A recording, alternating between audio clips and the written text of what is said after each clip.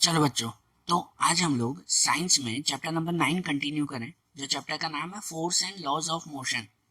देखो, इस चैप्टर में कल हमने फोर्स के बारे में समझा था ना। फोर्स, उसके टाइप्स के बारे में भी हमने समझा था कि जिनमें balance force, unbalance force, contact force, field force and frictional force, ये सब टाइप्स हमने समझे थे ना। आज हम लोग इसका चैप्टर का दूसरा टॉपिक देखें, जो टॉपिक का नाम है लॉज ऑफ मोशन। देखो, लॉज ऑफ मोशन में मोशन मीन्स क्या, वो हम लोगों ने आगे वाले चैप्टर में समझा था, चैप्टर नंबर 8 में, कि जिसमें मोशन मतलब कहलाता है कोई भी चीज का मूवमेंट करना, कोई भी चीज का चलना, तो वो मोशन। कोई भी चीज अगर रुकी हुई हो तो वो स्टेशनरी ऑब्जेक्ट कहलाता है, और अगर कोई चीज चल रही हो मतलब वो चीज मोशन में है, ऐसे कहलाता है।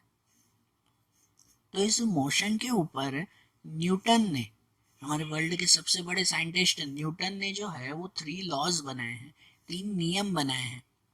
ऐसे 3 लॉज जो मोशन को परफेक्टली डिफाइन करते हैं, उसके साथ साथ दूसरे कॉन्सेप्ट को भी अच्छी तरह से एक्सप्लेन करते हैं। और ये लॉज हमारी डेली लाइफ में हमेशा यूज होते हैं, हमेशा हमारी डेली लाइफ में यूज होते रहते हैं, ऐसे ये लॉज हैं। तो ऐसे 3 लॉज ऑफ मोशन अब हमें देखने हैं, कि जिनमें हम लोग जो है वो सबसे पहला लॉ देखें। तो सबसे पहला लॉ आता है Newton first law of motion, कि जिसमें पहले डेफिनेशन समझो जो नीचे लिखी गई है, फिर हम लोग समझते हैं इसे ध्यान से। लिखा हुआ है कि एन ऑब्जेक्ट एट रेस्ट और in uniform motion will remain at rest और in uniform motion unless an unbalance force act on it. इसका मतलब ये है कि कोई भी ऑब्जेक्ट अगर वो रेस्ट में हो, रेस्ट मतलब कि रुका हुआ हो एक ही जगह पर, और इन यूनिफॉर्म मोशन, या तो फिर एक जैसे मोशन में वो चलता रहता हो, it will remain at rest और इन यूनिफॉर्म मोशन, तो वो रुकी हुई चीज, मतलब रेस्ट में कोई ऑब्जेक्ट हो तो वो रेस्ट में ही रहेगा। और अगर कोई ऑब्जेक्ट यूनिफॉर्म मोशन में चल रहा है, मतलब कंटिन्यू अगर चल रहा है, तो वो चलता ही रहेगा unless an unbalance force act on it, जब तक उस पर कोई दूसरा फोर्स न लगे। सिंपल वे में न्यूटन का फर्स्ट लॉ ये कहते हैं कि कोई भी रुकी हुई चीज हमेशा रुकी हुई रहेगी, और कोई भी चलती हुई चीज हमेशा चलती हुई रहेगी, जब तक उस पर कोई दूसरा फोर्स न लगे। ये न्यूटन का फर्स्ट लॉ कहते हैं। कोई भी रुकी हुई चीज हमेशा रुकी हुई रहेगी, और कोई भी चलती हुई चीज हमेशा चलती हुई रहेगी, जब तक उस पर कोई दूसरा फोर्स न लगे। बराबर ना, ध्यान से समझना है इसे। इसका बहुत सारे एग्जाम्पल है, कि जैसे आपके घर पर कोई भी जो है वो टेबल पड़ी हुई होगी, जस्ट एग्जाम्पल, पहले नॉर्मल एग्जाम्पल समझना, तो फिर इसके डिटेल में एग्जाम्पल समझते हैं। आपके घर पे कोई भी जो है वो अगर टेबल पड़ी हुई होगी, तो वो टेबल रुकी हुई है, रेस्ट कंडीशन में है, तो वो रुकी हुई रहेगी ना, कि वो खुद ब खुद चलने लगती है टेबल? नहीं, जब तक उस पर कोई दूसरा फोर्स न लगाए। दूसरा फोर्स न लगाए मतलब कि जब तक उसे कोई धक्का न दे, जब तक उस पर कोई दूसरा इफेक्ट न हो, तो तब तक वो रुकी हुई चीज रुकी हुई रहेगी। है कि नहीं? आपके घर की वो टेबल खुद ब खुद चलने लगती है क्या? नहीं चलने लगती ना। उसी तरह से कोई भी चलती हुई चीज हमेशा चलती हुई रहेगी, जब तक उस पर कोई फोर्स न लगे। कि जैसे अगर जो है वो क्या कह सकते हैं, कि जैसे अगर कोई चलती हुई गाड़ी हो, तो वो कंटिन्यूअसली चलती ही रहेगी जब तक उस पर कोई ब्रेक न लगाए। है कि नहीं? कि जब तक उसकी स्पीड ना कम करें, एक्सेलेटर ना कम करें, या तो जब तक उस पर ब्रेक ना लगाएं, तो तब तक वो एक ही स्पीड में चलती ही रहेगी ना। सही बात है ना। तो इसे न्यूटन का फर्स्ट लॉ कहते हैं। ये जो कंडीशन होती है ना, कि रुकी हुई चीज हमेशा रुकी हुई रहेगी और चलती हुई चीज हमेशा चलती हुई रहेगी, जब तक उस पर कोई दूसरा इफेक्ट न लगे, तो इस कंडीशन को साइंस की लैंग्वेज में इनर्शिया कहते हैं। ये कंडीशन क्या कहलाती है? इनर्शिया की कंडीशन कहलाती है। मतलब कि ऐसे समझो कि न्यूटन का फर्स्ट लॉ ऑफ मोशन वो हमें किसके बारे में एक्सप्लेन करता है? तो इनर्शिया के बारे में। ठीक है ना। तो इनर्शिया की डेफिनेशन ही यही है जो न्यूटन का फर्स्ट लॉ ऑफ मोशन है। इनर्शिया मतलब ही यही कहलाता है कि रुकी हुई चीज रुकी हुई रहेगी और चलती हुई चीज चलती हुई रहेगी, जब तक उस पर कोई अनबैलेंस फोर्स न लगे। ठीक है। देखो, अब इनके जो है वो कुछ एग्जाम्पल से समझे, कि आप लोगों को ध्यान होगा, सबसे पहले नीचे वो फुटबॉल वाला एग्जाम्पल देखो, कि जैसे उस एग्जाम्पल में हमें ध्यान है कि अगर कोई फुटबॉल जो है वो नीचे पड़ा हुआ हो, एक ही जगह पे रेस्ट में हो, कि an object at rest will remain at rest, कि वो रुकी हुई चीज हमेशा रुकी हुई रहेगी, बराबर। अगर फुटबॉल पड़ा हुआ है तो जब तक उस पर कोई फोर्स न लगे, जब तक उसे कोई लात न मारे, जब तक जोर से हवा न चले, हवा का फोर्स भी तो हुआ ना, तो जब तक उसे कोई टच ना करे तो तब तक वो चीज रुकी हुई रहेगी ना।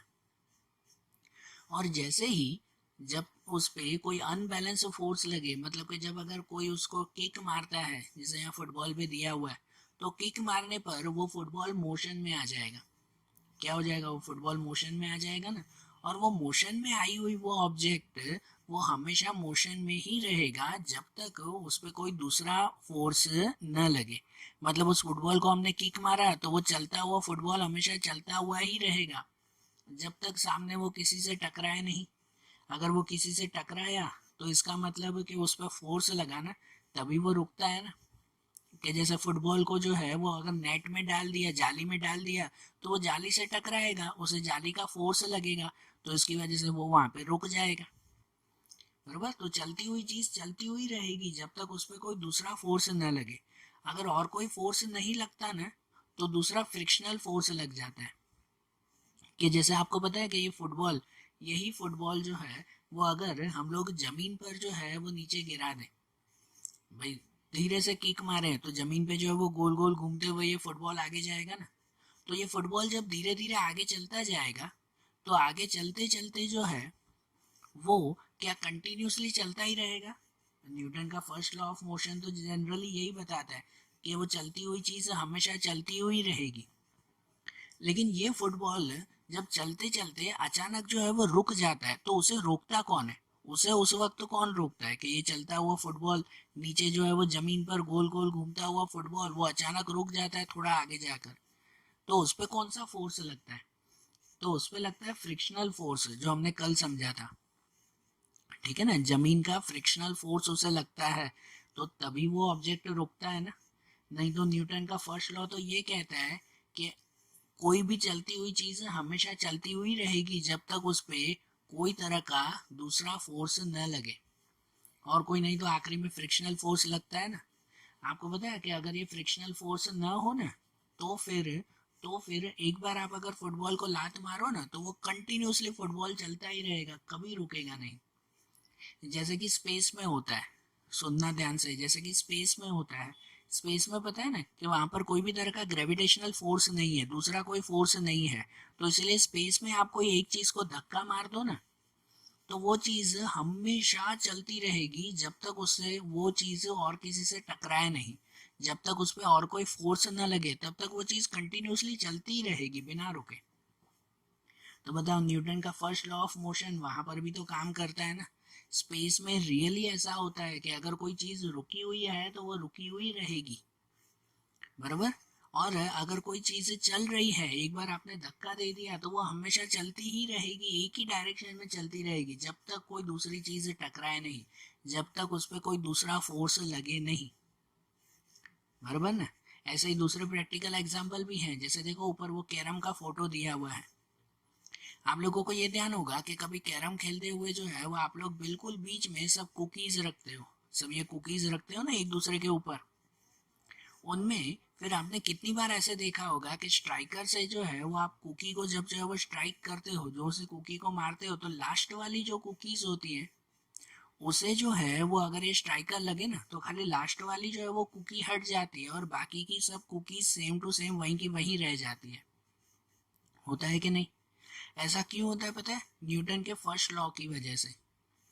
क्योंकि स्ट्राइकर मारने की वजह से खाली वो लास्ट वाली कुकी के ऊपर इफेक्ट होता है, बाकी के जो ऊपर सब कुकीज पड़ी हुई है ना उनके ऊपर कोई भी इफेक्ट नहीं होता।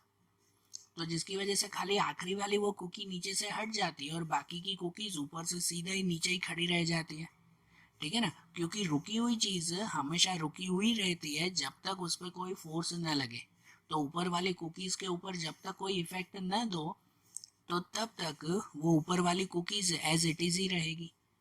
फिर कितनी बार ऐसा होता है कि अगर आप लोग खाली धीरे से उसे मारते हो ना, तो फिर ऊपर वाली कुकीज के ऊपर भी थोड़ा सा इफेक्ट होता है, वो भी थोड़ी सी हिल जाती है तो सब गिर जाएगी फिर। होता है ना ऐसा। या जैसे दूसरा फोटो दिया हुआ है नीचे जो है वो ग्लास और कॉइन का, शायद ये गेम या शायद ये एक्सपेरिमेंट जो है वो आप लोगों ने किया हुआ हो कि ये गेम जो है वो कहलाती है कि इसमें जनरली कि एक ग्लास लेकर उसके ऊपर एक छोटा सा पेज या कार्डबोर्ड या कुछ भी रखकर जो है वो उसके ऊपर एक कॉइन रखा जाए, पेज या कार्डबोर्ड रखकर उसके ऊपर एक कॉइन रखा जाए और उस कार्डबोर्ड को सिर्फ इस तरह से स्ट्राइक किया जाए या इस तरह से हटाया जाए, मारा जाए उसे, कि जिससे खाली कार्डबोर्ड हटेगा और वो कॉइन सीधा जो है वो ग्लास के अंदर जाएगा, जैसे कि फोटो में दिया हुआ है ना। ये भी किस वजह से होता है? तो ये भी न्यूटन के फर्स्ट लॉ की वजह से होता है कि न्यूटन का फर्स्ट लॉ यही बताता है ना, रुकी हुई चीज हमेशा रुकी हुई रहेगी जब तक उस पर कोई फोर्स न लगे। कि जब आप ग्लास के ऊपर खाली कार्डबोर्ड को अगर हटाते हो ना, तो कार्डबोर्ड को हटाने पर खाली कार्डबोर्ड के ऊपर फोर्स लगता है, कॉइन के ऊपर फोर्स लगता नहीं है। तो कार्डबोर्ड तो हट जाता है, कॉइन वहीं का वहीं खड़ा रहता है और वहीं का वहीं फिर हवा में थोड़ी खड़ा रहेगा, तो फिर वो नीचे ग्लास में जाके गिरता है। तो ये भी न्यूटन का फर्स्ट लॉ कहता है ना। ये सबसे बेसिक एग्जांपल दूसरा समझो ना, तो वो आता है कि जब भी आप कोई गाड़ी में, बस में, कार में, किसी में भी बैठे हुए होते हो, तो ऐसा होता है कि जब गाड़ी रुकी हुई होती है ना, जब गाड़ी रुकी हुई हो और सडनली जो है वो चलने लग जाए, आप बस में बैठे हो और उसमें सडनली जो है वो बस चालू हो और आगे चलने लग जाए, तो आपको अचानक से जो है वो पीछे की तरफ धक्का लग जाता है। लगता है कि नहीं पीछे की तरफ धक्का? आप जो है वो थोड़ा सा पीछे की तरफ पीछे की तरफ झुक जाते हो ना, लगता है ना झटका। वो क्यों झटका लगता है पता है? क्योंकि जब जो है वो न्यूटन के फर्स्ट लॉ के हिसाब से आप लोगों की बॉडी जो है वो रेस्ट मोशन में होती है, मतलब कि एक ही जगह रुकी हुई होती है। जब सडनली कार या बस शुरू हो जाती है ना, या आप बाइक पे भी बैठे हुए होते हो, तो सडनली कोई जो है वो बाइक एकदम जोर से शुरू कर देता है, तो आप लोग थोड़ा सा पीछे हो जाते हो, होता है ना, पीछे की तरफ झटका लगता है आपको। ऐसा इसी वजह से ही होता है क्योंकि आप पहले जो है वो नॉर्मल रुके हुए हो, रेस्ट मोशन में हो, ठीक है, एक ही जगह रुके हुए हो, फिर सडनली जब गाड़ी शुरू हो जाती है तो वो गाड़ी तो आगे बढ़ जाती है लेकिन आपकी बॉडी आगे बढ़ पाती नहीं है। वो गाड़ी मोशन में आ जाती है लेकिन आपकी बॉडी को मोशन में आने में कुछ सेकंड लगते हैं और वो कुछ सेकंड तक आप लोगों को पीछे की तरफ जोर से धक्का लगता है, बराबर ना, वो पीछे की तरफ जोर से, क्योंकि आपका ऑब्जेक्ट मतलब आपकी बॉडी तो वो उसी जगह पर जो है वो रुकी हुई है, और गाड़ी आगे चल जाती है, आपकी बॉडी आगे नहीं चल पाती, तो आपकी बॉडी जो है वो पीछे की तरफ रह जाती है, इसलिए आप पीछे की तरफ जो है वो झुक जाते हो। होता है ना, कार में भी बैठे बैठे कितनी बार ऐसा होता है, जोर से जब गाड़ी चलती है तो आप सडनली पीछे की तरफ हो जाते हो।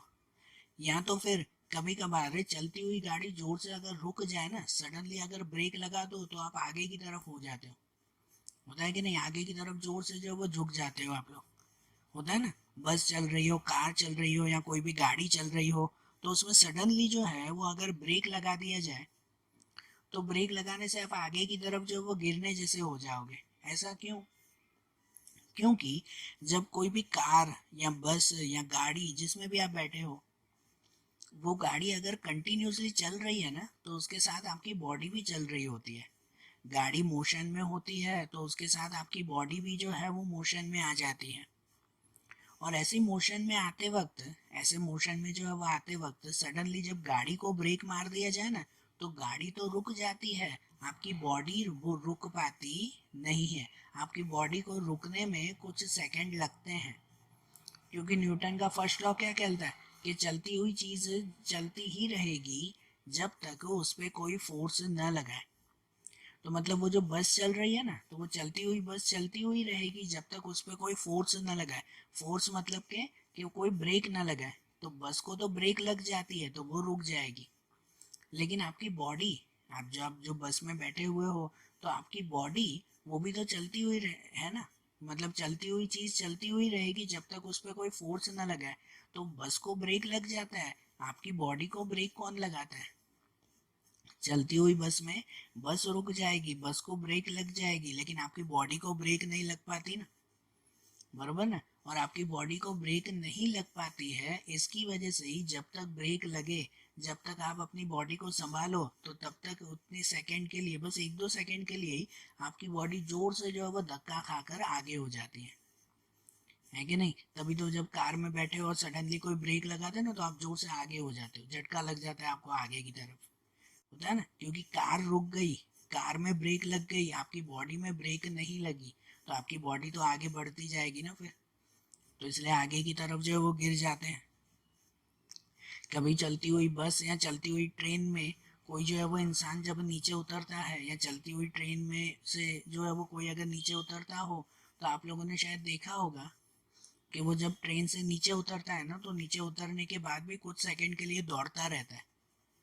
देखा है कभी कोई चलती हुई गाड़ी से ऐसे नीचे उतरता हो, तो बस या ट्रेन में से, कि बस में से अगर कोई इंसान है चलती हुई बस में से जब अचानक से नीचे उतरेगा ना, तो नीचे उतरकर सीधा खड़ा नहीं रह जाएगा, एकदम स्ट्रेट खड़ा हो जाए वहां पर ही नीचे, ऐसा पॉसिबल नहीं है। क्योंकि अगर वो चलती हुई बस में से नीचे उतर रहा है ना, तो बस जो है वो मोशन में है, उसके साथ उसकी बॉडी भी मोशन में रहती है, तो अगर वो सीधा नीचे आकर खड़े रहने की कोशिश भी करेगा ना तो वो गिर जाएगा। कितनी बार चलती हुई बस में से नीचे उतरते हैं तो वो गिर जाता है इंसान, क्यों गिर जाता है? क्योंकि वो सीधा खड़े रहने की कोशिश करता है तो गिर ही जाएगा। क्योंकि न्यूटन का फर्स्ट लॉ कहता है कि चलती हुई चीज चलती हुई रहेगी जब तक उस पर कोई फोर्स न लगे। तो जब ऐसी चलती हुई बस में से अगर नीचे उतरना हो ना, तो नीचे उतरने के बाद रुकना नहीं होता है, कुछ देर के लिए जो है वो कंटिन्यूसली भागना होता है, बराबर ना, कुछ सेकंड के लिए थोड़ा सा आगे की तरफ दौड़ना होता है। तभी तभी जो है वो आपकी बॉडी धीरे धीरे धीरे धीरे मोशन से रेस्ट में आएगी। चलती हुई बॉडी धीरे धीरे रुकेगी, आप उस बॉडी पे फोर्स लगेगा तो ही आप रुक पाओगे। आपने जो है वो स्टेशन पे काफी बार ऐसा देखा ही होगा ना, कि जो लोग चलती हुई ट्रेन में से नीचे उतरते हैं ना तो सीधे खड़े नहीं रहते, वो भी जो है वो थोड़ा दूर तक दौड़ते हैं, है कि नहीं, कुछ सेकंड के लिए दौड़ते हैं फिर जाके रुकते हैं, क्योंकि सीधा अगर रुकेंगे तो नीचे जाके गिरेंगे, है ना। तो हमारी प्रैक्टिकल लाइफ में हर जगह पर ये न्यूटन के ये लॉज जो है वो काम आते हैं। तो न्यूटन का फर्स्ट लॉ समझ में आया ना, न्यूटन का फर्स्ट लॉ ये इनर्शिया के बारे में बताता है। किसके बारे में? इनर्शिया के बारे में, कि मतलब यही कहलाता है, फिर से वही लॉ बता रहा हूँ, कि कोई भी रुकी हुई चीज हमेशा रुकी हुई रहेगी, और कोई भी चलती हुई चीज हमेशा चलती हुई रहेगी जब तक उस पर कोई दूसरा फोर्स न लगे। ठीक है ना, जब तक उस पर कोई दूसरा इफेक्ट ना हो तो वो चलती हुई चीज चलती हुई रहेगी और रुकी हुई चीज रुकी हुई रहेगी।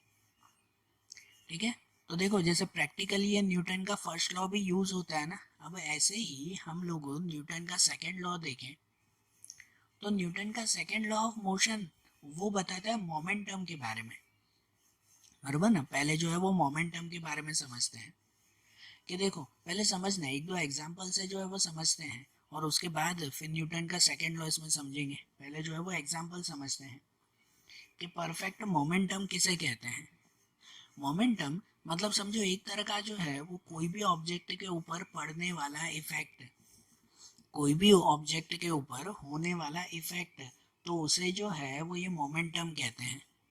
आपको पता है कोई भी चीज पे अगर इफेक्ट देना हो ना, तो ये इफेक्ट वो दो चीजों पे डिपेंड होता है।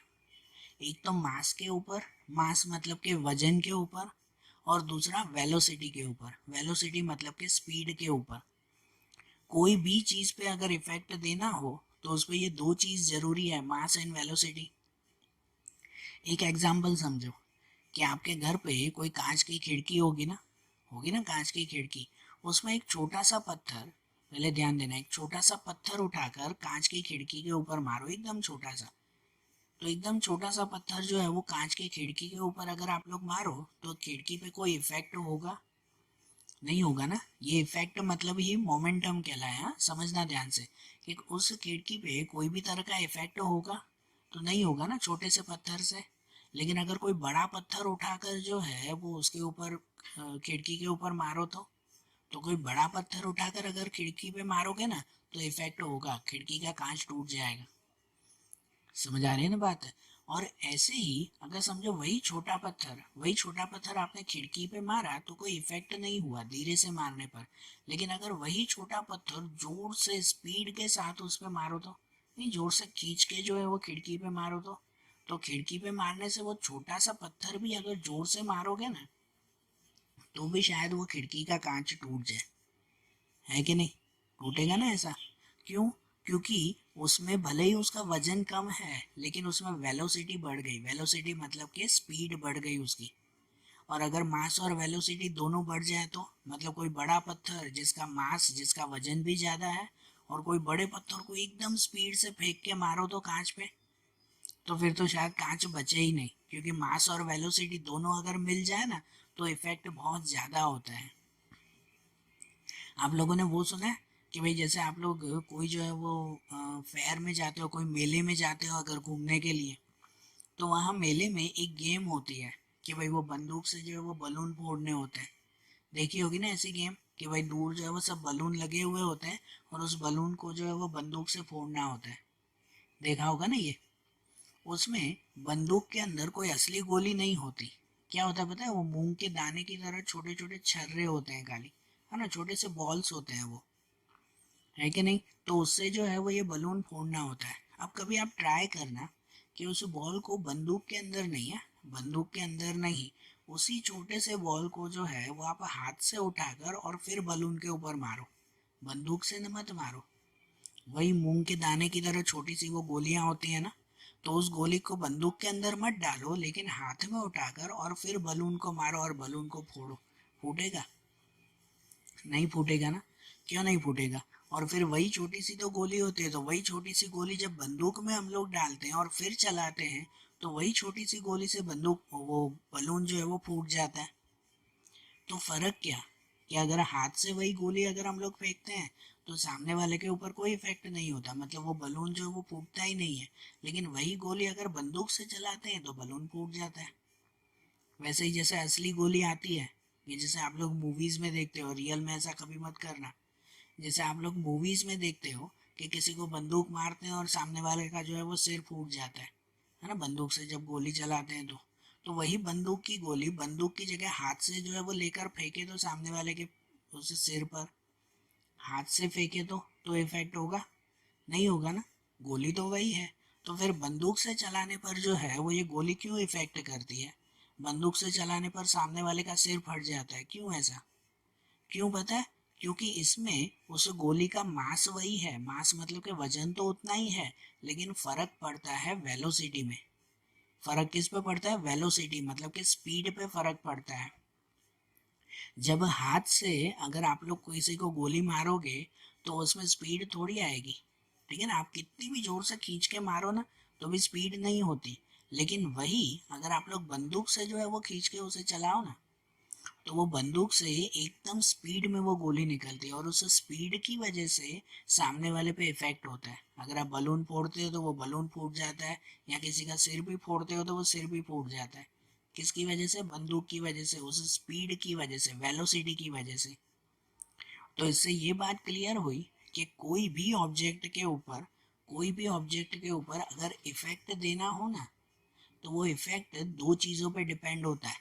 एक तो मास के ऊपर, वजन के ऊपर।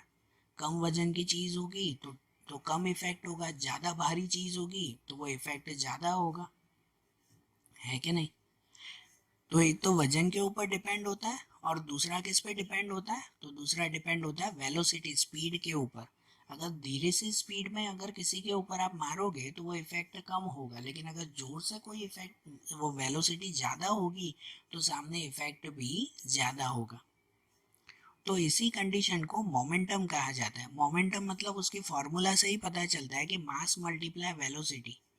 कोई भी ऑब्जेक्ट के ऊपर कितना मास और कितनी वेलोसिटी मतलब कितनी स्पीड से इफेक्ट हो रहा है तो उसे मोमेंटम कहते हैं। और उसी पर से ही न्यूटन का सेकंड लॉ तैयार होता है कि न्यूटन का सेकंड लॉ ऑफ मोशन ये कहते हैं, the rate of change of momentum of an object is proportional to the applied unbalance force in the direction of force. कोई भी ऑब्जेक्ट के ऊपर rate of change of momentum, भाई momentum जो change होता है ना, उसका इफेक्ट जो चेंज होता है ये डिपेंड किस पे होता है? इट इज प्रोपोर्शनल, मतलब कि वो डिपेंड होता है किसके ऊपर? तो unbalance force in the direction of force. आप कोई भी ऑब्जेक्ट के ऊपर कितना फोर्स लगाते हो उसके हिसाब से जो है वो ये मोमेंटम चेंज होता है, उसके ऊपर इफेक्ट चेंज होता है। मतलब आप कितने वजन के साथ और कितनी स्पीड के साथ जो है वो सामने वाले पे आप इफेक्ट दे रहे हो, तो उसके हिसाब से सामने वाले का मोमेंटम चेंज होगा, मतलब सामने वाले पे इफेक्ट पड़ेगा। इसको देखो कि कुछ प्रैक्टिकल एग्जांपल से समझते हैं। कि यहाँ देखो जैसे कि पहला फोटो दिया हुआ है कि अगर कोई छोटी सी गाड़ी हो, वो जैसे पहले फोटो में दिया हुआ है ना कि भाई नीचे एक छोटी सी गाड़ी दी गई है, कि अगर छोटी सी गाड़ी हो तो उस छोटी सी गाड़ी को जो है वो अगर आपको धक्का देना हो तो उसके लिए आपको ज़्यादा फोर्स की ज़रूर नहीं पड़ेगी या ज़्यादा मास की ज़रूर नहीं पड़ेगी। लेकिन वैसे ही अगर कोई बड़ी गाड़ी को जो है वो धक्का देना हो, तो कोई बड़ी कार को धक्का देना हो तो मास की ज़रूर ज़्यादा पड़ेगी ना। इफेक्ट अगर हमें ज़्यादा देना हो तो मास और वेलोसिटी भी हमें ज़्यादा करनी पड़ेगी, मतलब कि फोर्स हमें ज़्यादा देना पड़ेगा। जितना ज़्यादा आप लोग फोर्स दोगे उतना ज़्यादा जो है वो उसके ऊपर इफेक्ट पड़ेगा, बरोबर ना। या दूसरी तरह से अगर सिंपल ऐसे भी समझो कि जितना ज़्यादा अगर मास हुआ ना, वजन जितना ज़्यादा हुआ तो उसके हिसाब से फोर्स भी हमें उसके हिसाब से ही लगाना पड़ेगा, है कि नहीं। कि जैसे अगर जो है वो कोई टेबल पे दो पत्थर पड़े हो, जैसे दूसरे फोटो में दिया हुआ एक छोटा पत्थर एक बड़ा पत्थर है, तो उनके हिसाब से दोनों को अगर एक ही जितने फोर्स से खींचोगे तो क्या दोनों एक ही जितने फोर्स से खींचे जा सकते हैं। छोटे पत्थर को जो है वो अगर आप धीरे से खींचोगे तो वो छोटा सा पत्थर आगे आ जाएगा ना डोरी से। लेकिन अगर उतनी ही धीरे से अगर आप बड़े पत्थर को खींचोगे तो क्या बड़ा पत्थर उतनी ही धीरे से आगे आ जाएगा। नहीं, अगर बड़े पत्थर का मास ज़्यादा है तो उसके ऊपर अगर इफेक्ट देना हो तो आपको फोर्स भी बढ़ाना पड़ेगा ना। फोर्स भी तो आपको ज़्यादा ही देना पड़ेगा ना फिर, ठीक है ना।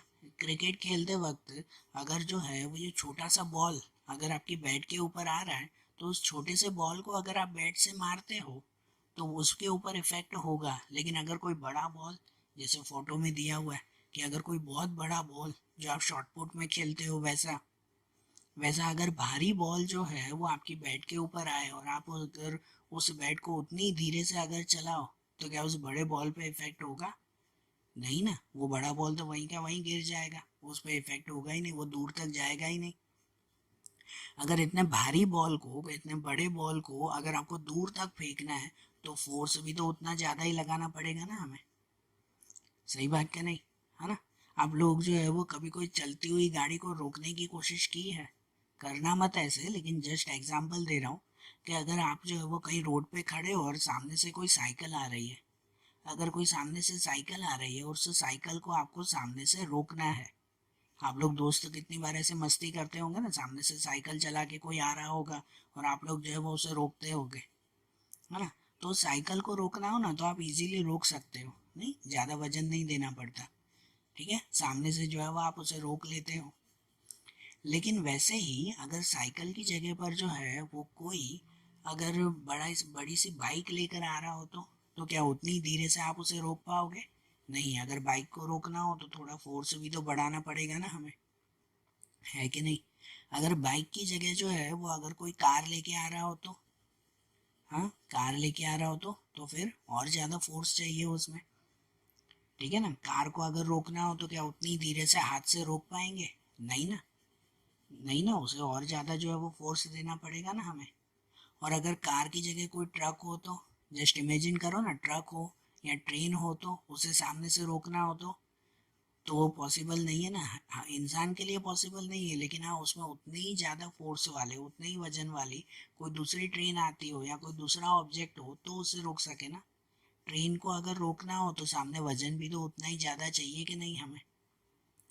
समझ आ रही है ना बात। तो ये न्यूटन का सेकंड लॉ ऑफ मोशन यही बताता है कि कोई भी ऑब्जेक्ट के ऊपर जितना आपको इफेक्ट देना हो ना, जितना मोमेंटम अगर चेंज करना हो तो उतना ही ज़्यादा आपको उस पर फोर्स भी देना पड़ेगा।